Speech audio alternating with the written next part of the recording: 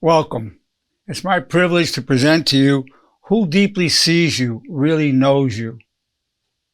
Who deeply sees you, really knows you.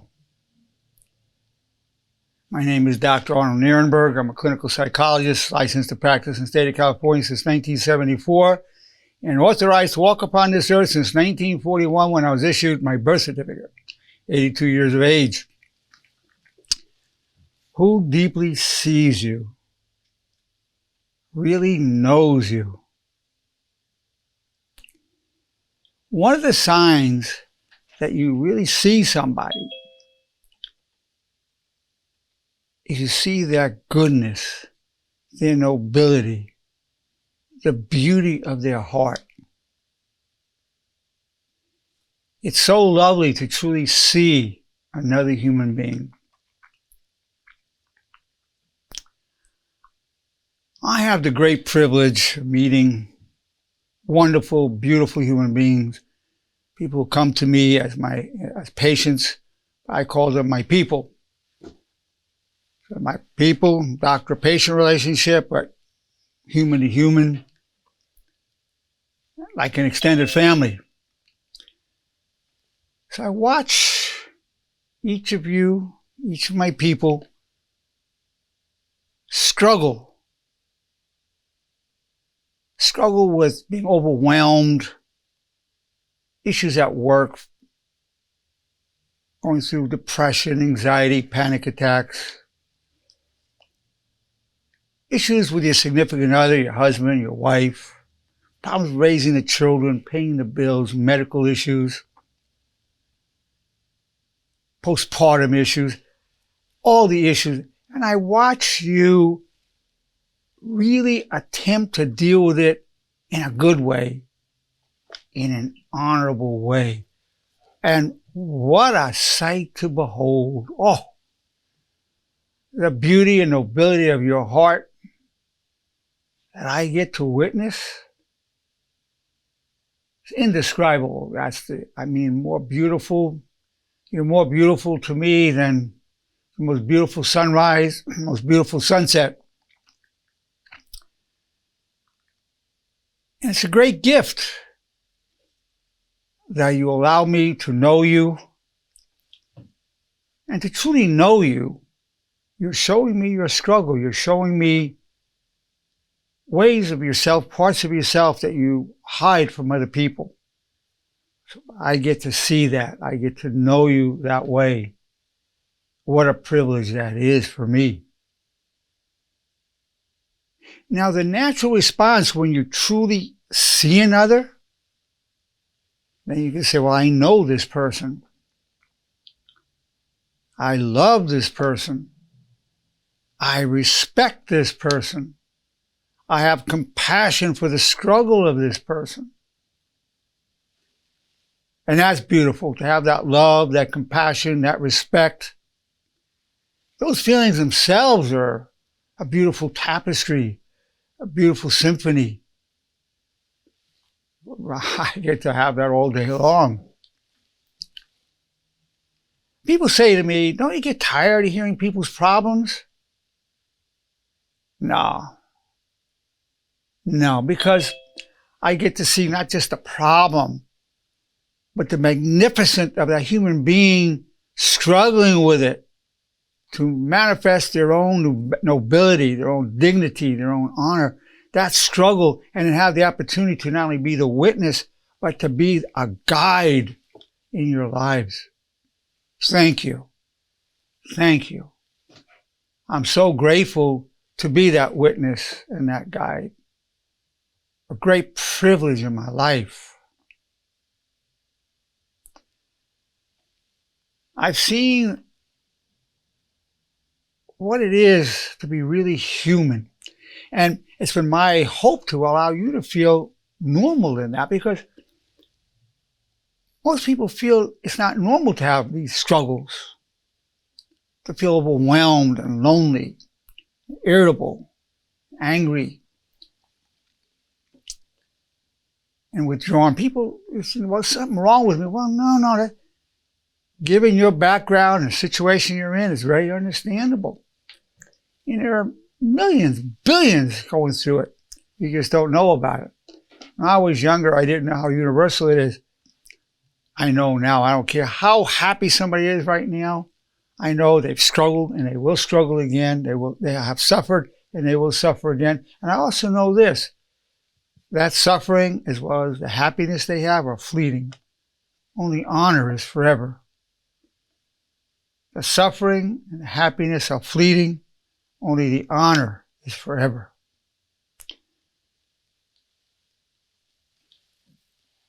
And I'm defining honor as loyalty to your highest constructive values as enshrined within the 4 commandments of honor, while striving to cause no harm physically and emotionally. And the 4 commandments of honor are, I wish you well. I take full responsibility for co-creating my reality and my problems. I'm grateful for the power I gain from hardship. And one of 2, depends whether you believe in God or not. Believe in God as I do, it would be God, your wish is my only wish. If you don't believe in God or want to address God, I seek always to serve my highest values. Now, if you repeat those 4 commandments 3 times a day for the rest of your life, you will manifest more and more honor in your struggles and in your joys. That honor will emanate the nobility that's natural within you. You noble, wonderful human beings. These honor teachings will remove the veils so that nobility that is your birthright, the nobility that is your birthright will manifest and can be witnessed by others who want to see it, who are willing to see it. But the nobility, you are born that way, a noble being. So you say the 4 commandments 3 times a day. Then you want to make a lifetime commitment. You take a pledge that goes this way. As a disciple of honor, I pledge myself all the days of my life to the 4 commandments of honor. And I'll teach them to those I love. I'll repeat them every morning, afternoon, and evening, and I'll listen to myself recite them. It takes a lifetime commitment to this path. As soon as you stop using those commandments of honor, you will regress. A lifetime. And that pledges your commitment. Then you want to maximize the probability that you're going to apply it in a given situation so you don't forget. Use what I call the bridge between honor and reality. And that is, what's the most honorable thing to think, say, and do? So you're doing it 4 commandments of honor 3 times a day, and the bridge 3 times a day. And remember, the repetition is preparation for application to achieve internalization and stabilization. It will stabilize you. The repetition is preparation for application to achieve internalization and stabilization. And as you follow this path, it will increase your resiliency. Will you become miserable at times? Absolutely. I can guarantee you you'll become unhappy at times. That's part of life.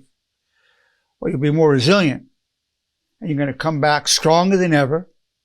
You're going to come back with more wisdom and more compassion. And as you go through these struggles yourself, and you're living the life of wisdom, the life of honor, you'll be able to see others. You'll be able to truly see them and truly know them because you'll recognize the nobility that's there. The key is to delight when you're seeing somebody manifest virtue and nobility. You go, oh, wow, that's beautiful. When you yourself rejoice at the beauty, the nobility, and the dignity of other people, whether it's in your family or whomever, that takes you to another level of happiness. That takes you a whole other level of happiness, of satisfaction, of peace, of contentment in this world.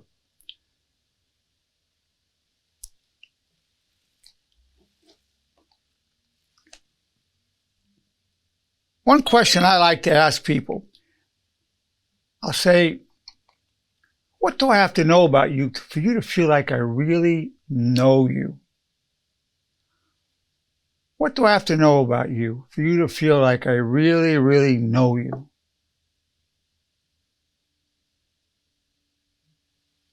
And a variation of that is, if I didn't know this thing about you, you would feel like I don't know you. What is that thing I would need to know? Now, I get to say that and ask people that all day long, and I love to ask that question. I love to see what people are going to tell me. And of course, you can be using those questions to get to know the people that you want to really deeply see, people you want to really deeply know. That will open it up. Now, for you to be truly seen by somebody and to be truly known by somebody, there needs to be enough trust where you can talk about your vulnerability, your struggle, and you go, and that person will have more of an opportunity to know you and to truly see you. Now, trust is a foundation. You have to be really sure it's not going to be used against you. And of course, you get to a point where you go, even if you use it against me, I don't care. Go ahead, knock yourself out. Try to use it against me. That's amusing that you're trying to do that. It amuses me that you're trying to do that. Well, I wouldn't be too afraid of being vulnerable. I could always tell you this about what I see. My people are not only showing me their struggles, they're also showing me their vulnerability.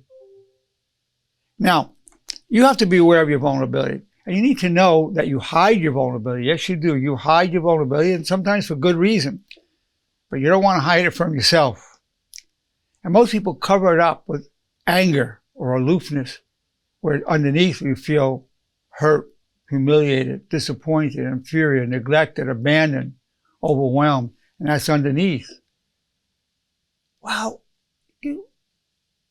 you're a normal human being. That's normal to feel those things. It's normal if you love somebody and not paying any attention to you. It's normal to feel abandoned, but you want to deal honorably with it. It's normal to feel a certain degree of jealousy. You know, your significant other's talking to somebody else with the opposite sex. You know, well, what's going on here? You know, to have that feeling. It's normal.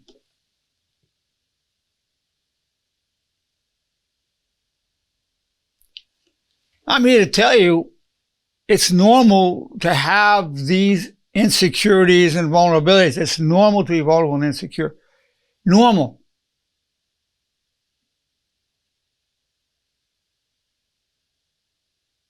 You're not a weirdo.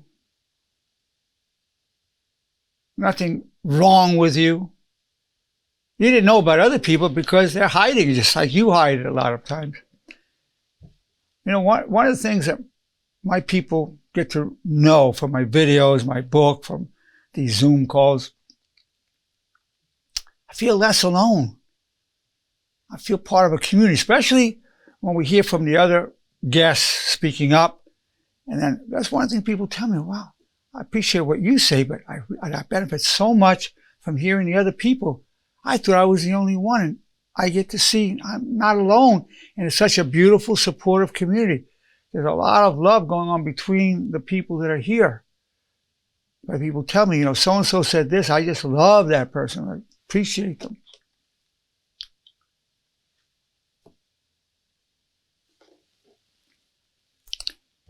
Now, to deeply know someone is to love them.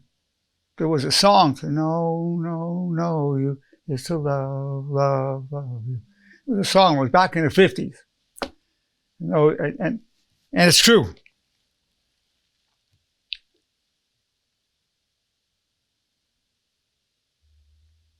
So this is the presentation. I'm going to ask for your thoughts in just 1 minute now. I want to know the thoughts of our beautiful, wonderful participants.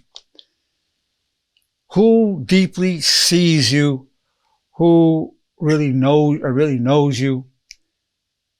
And then who do you deeply see and really know? What is it like for you to really be seen or to really see another human being?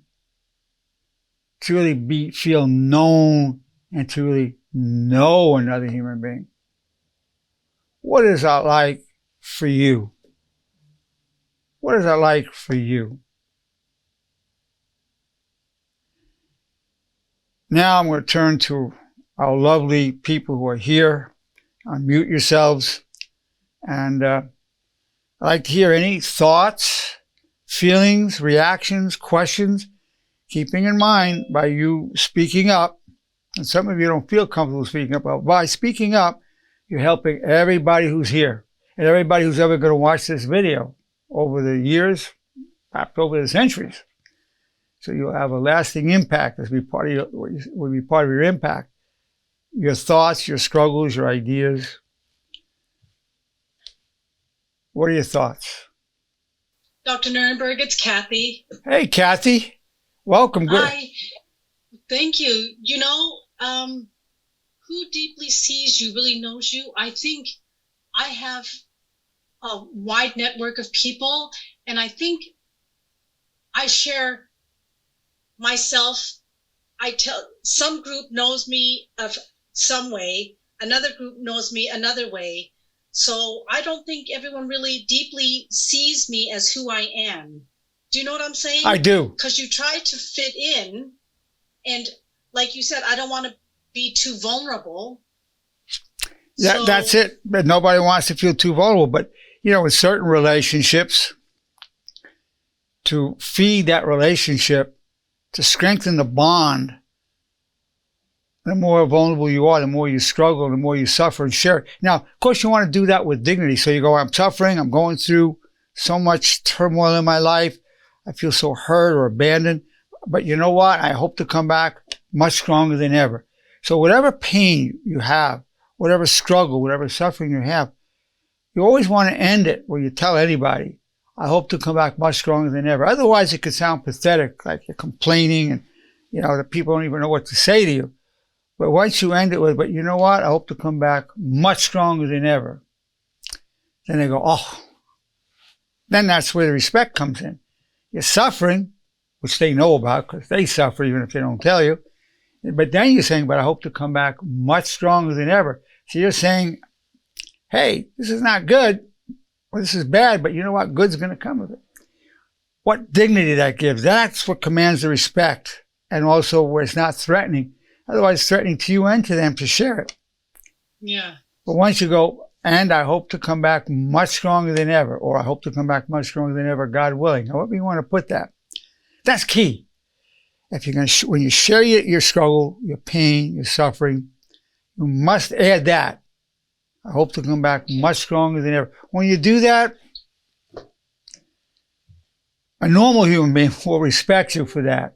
If you just share the pain and suffering, they go, gee, that's sad. That's kind of pathetic.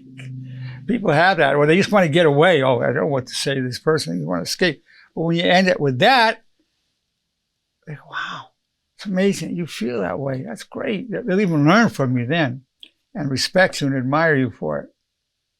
That's the key. Thank you. No, Kathy, thank you for speaking of that. Yes.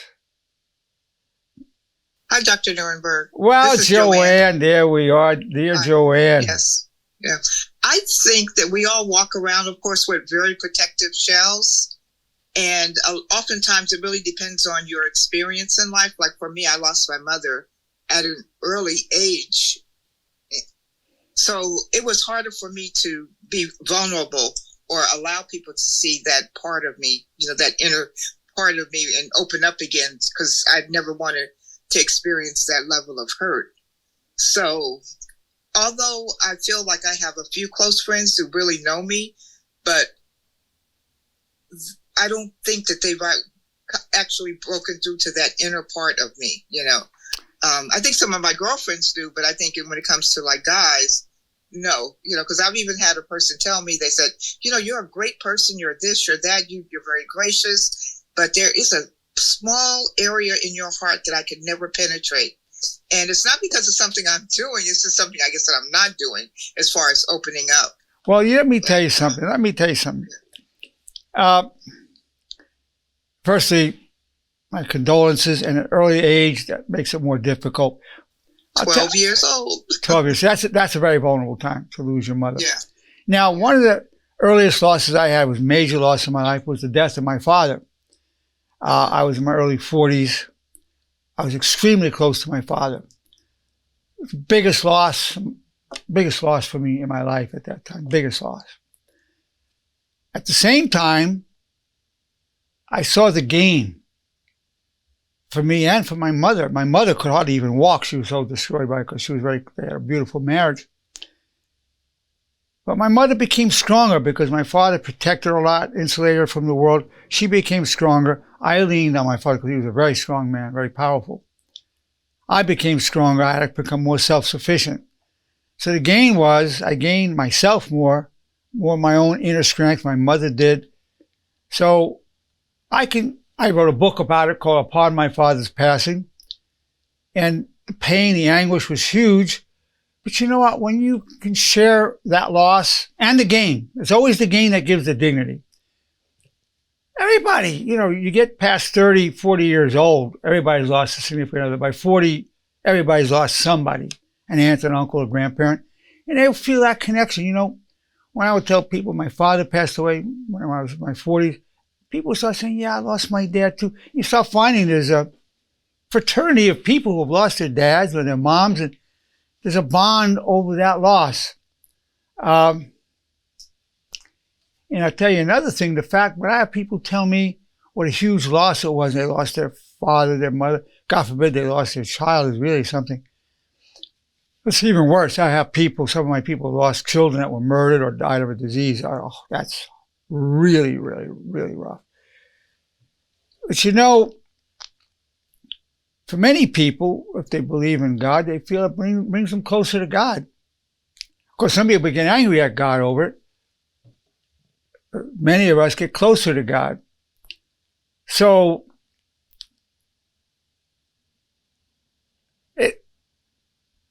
we're all part of that fraternity of people who had a loved one die. And get to my age, 82, or your age, more and more people, our friends, and I'm now the second oldest person in my family. I was always a kid. And now I'm second oldest in my family, and my wife's side of the family, I'm second oldest. Now, so there you go. But each of these losses creates the potential for more wisdom and more compassion for others who have gone through this. But I really appreciate you sharing that, and I understand that you've hidden that. I'm not saying you go tell that to everybody, to guys that you meet or whatever. But you have a lot of awareness. You see that that's the thing you hid. It's a huge loss. No one can ever take that person's place. Of course, the other thing about death is this, and this is true. Everyone who lost somebody will know this is true. When your loved one dies, no longer on this earth, I know for a fact that person lives more within you than ever before. The words they said come more alive. Their expressions, their ideas, more alive. I know that's been the case for me. So the person's physically not here, but if you're really honest about it, you have that person more than you had them on this earth. And another thing is, whatever annoyed you about that person, I'm not saying you hated them, but you just annoyed you, no longer is there. You just have a positive, all that's left is your love for that person and your appreciation and gratitude. The annoyance is not there. So all the little ripples of negativity that's inevitable in any close relationship is gone. You now have the essence of that person, the love you feel for them, and the goodness that they are. So I tell you this, in every one of these losses, there's a gain. There is a gain. And to the extent you share that also, not just the loss. Gee, I lost this person. It was the biggest loss. It was just devastating. Here's the thing that I gained from it. That gives dignity and nobility, and a person will have great respect and admiration and be inspired by you. As a matter of fact, anybody who hears you say that will never forget it. They will never forget it. And they will then internalize that and feel that way about their own losses. They'll look for the gain because they saw you do it. They haven't had a role model of anybody say that. You are that role model. I am that role model. So glad you shared this, Joanne. And, you're such a deep and lovely human being. Everybody who knows you, loves you, has a high regard for you. And you're certainly one of the most well-traveled people I know. Still always traveling, no matter what your age. You just keep going and traveling. So God willing, you have many, many years of good health and learning and manifesting all that wonderful goodness and nobility within you. Yeah. Thank you for speaking up, Joanne. Yeah. I'd like to hear.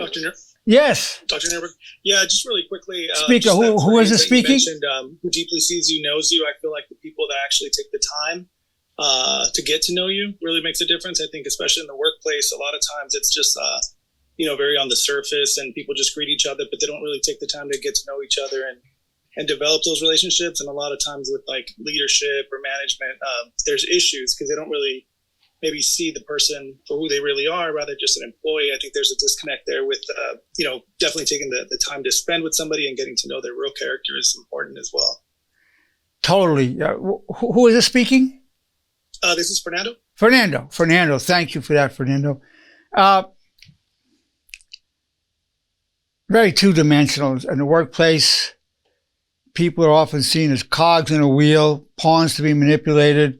Somebody's a unit of productivity. Squeeze that production out of you, and then when we're not getting enough out of you, we just discard you, pay you as little as we can get away with, and get as much as we can out of you. That's the current business model. My job is to try to bring honor into the workplace, into money, putting honor before money. We spend most of our time between home and work. And at work, what you're saying, it's the law of the jungle, and that's what goes on. That's going to change, and it's our responsibility to bring that change ourselves. It's not going to come from the government. You can't legislate this. You can't legislate, you're going to treat each other horribly. You didn't really see each other. You can't legislate it. But you can manifest it yourself. You want to see your supervisor as a human being, your boss as a human being. The full three-dimensionality, or your coworker. If you manifest it, it could ignite that in them. Some of them it won't, and some it will.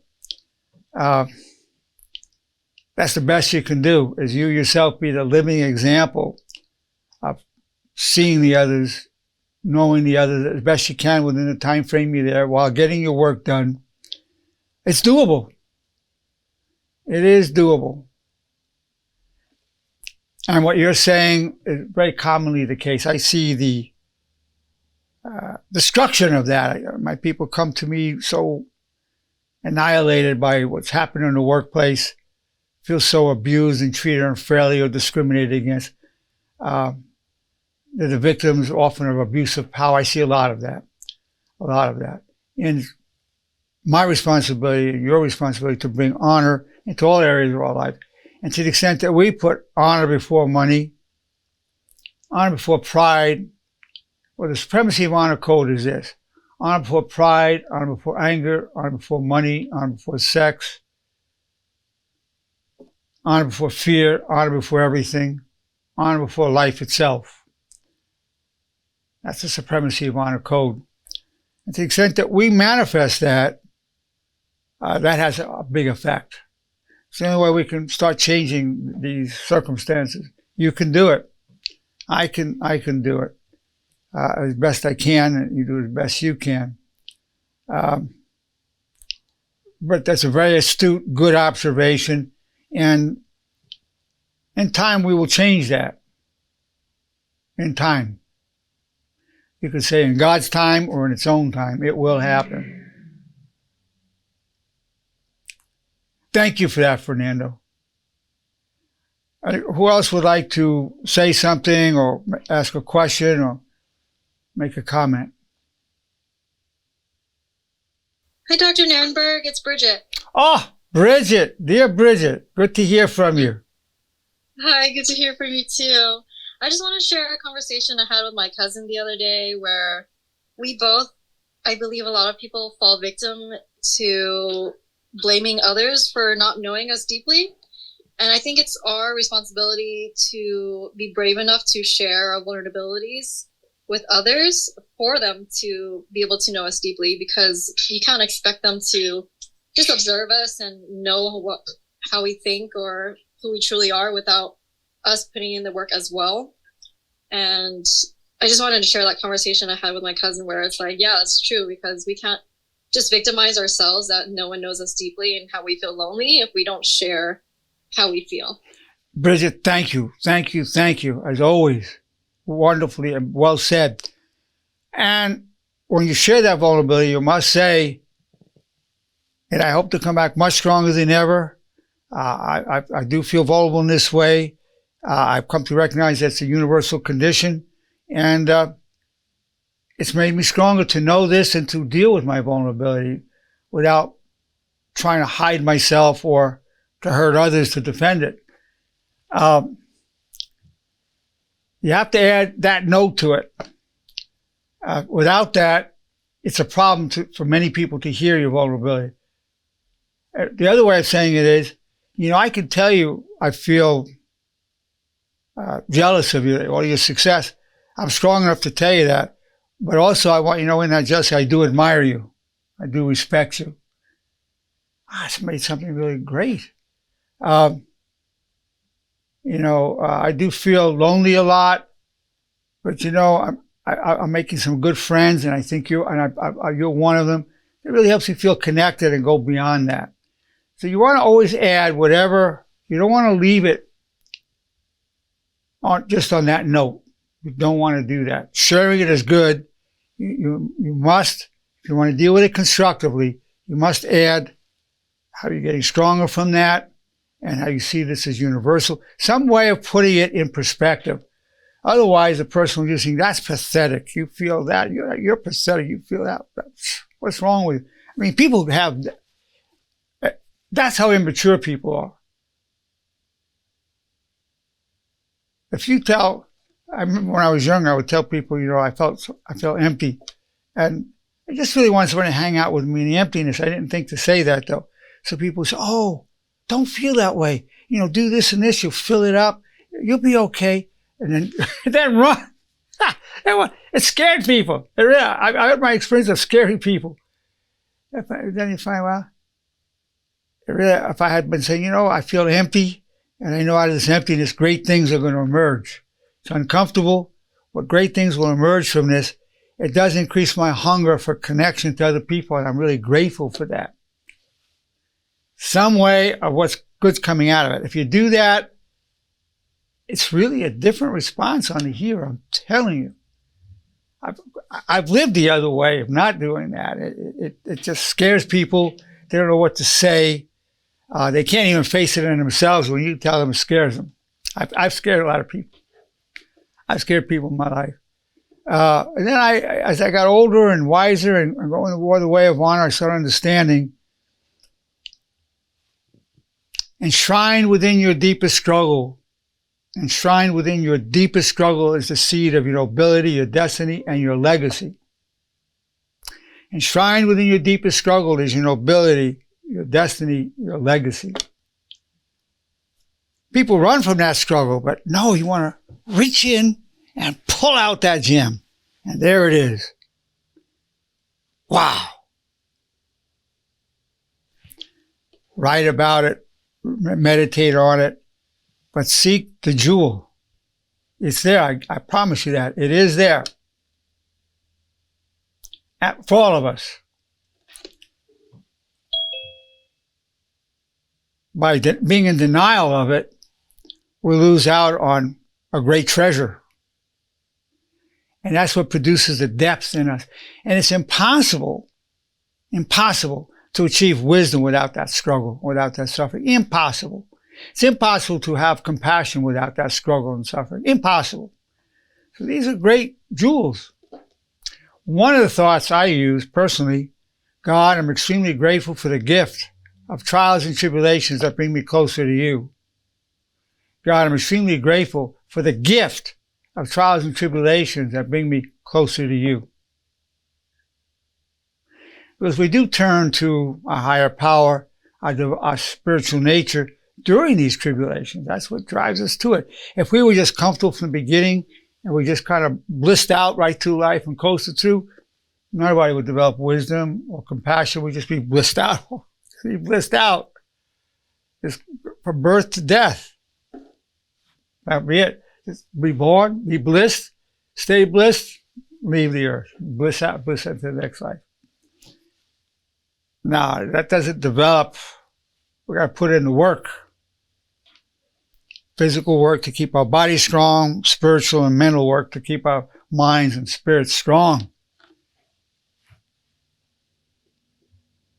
Absolutely.